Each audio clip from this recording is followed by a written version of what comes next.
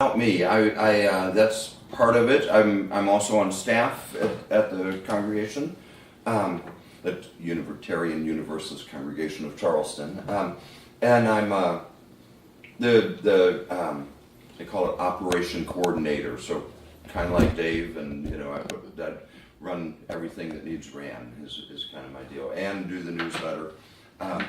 And didn't get mine out this month on time either. So don't. Yeah. My excuse was that things just kept happening. I mean, I had it done when we had a minister coming, and then we didn't midweek. I was ready to go, and then we didn't, and then the floods happened, and then more stuff happened, and more stuff happened. So it was rather than finally I just sent it out, but just recently, just last week. So I'm also rather active in activism, social justice, and the water. And as far as the water goes, it all started for me with a text message. I was out working with a friend and helping her paint her house, and I get a text message: "Don't drink, wash, or use the water. Chemical spill, contaminated." Well, you all know the story. You can probably repeat it in unison, just like the covenant. The Elk River chemical spill, it occurred on January 9th, 2014. About 75,000 gallons of, 7,500 gallons rather, of crude MCHM poured into it and into the Elk River. By the way, not only is this I'll get it to the Clean Water Task Force, which this was our symbol for, but I dyed the shirt with Elk River mud upstream from the spill, by the way. The water company continued operating all that day and all that afternoon, even though they knew about the spill early in the day. And that contaminated the water for roughly 300,000 residents within 9 counties in and around the Charleston area. Of course, it was Boone, Clay, Jackson, Kanawha, Lincoln, Logan, Putnam, Roane, and Cabell County were all had their water contaminated. We were told not to drink, cook with, bathe, or wash with West Virginia American water, tap water. On Friday, right after that spill, it was a Thursday, I was joking about it. Said, embrace the funk.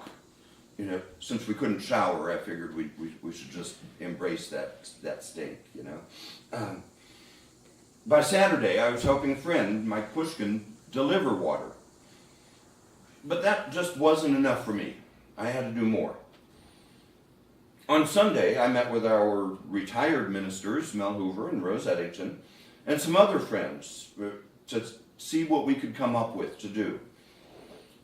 Two of those people sent word to the pagan community, and they actually raised about $1,800 and sent it to us. And Mel and Rose put out the word to the UU region, who eventually sent in even more money. We ended up with about $24,000 in donations. That took several months though, and I still had more to do. The do not use order was lifted about 5 to 7 days after the spill, and then 2 days later it was changed to, except for pregnant women. You guys shouldn't use it now. I don't know what that says for elderly and children, After scrambling around for a few weeks, I saw an announcement of a community meeting that was held after the televised town hall meeting in Charleston. And I didn't go to the town hall, but I did go to the community meeting.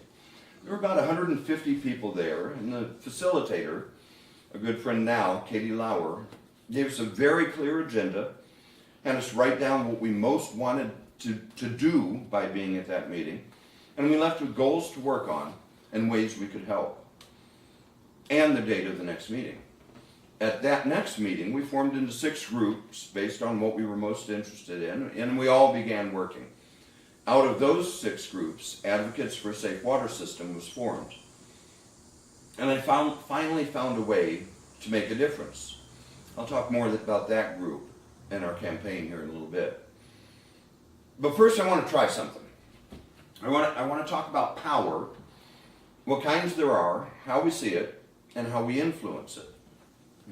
So I've got a little experiment here. Demonstration.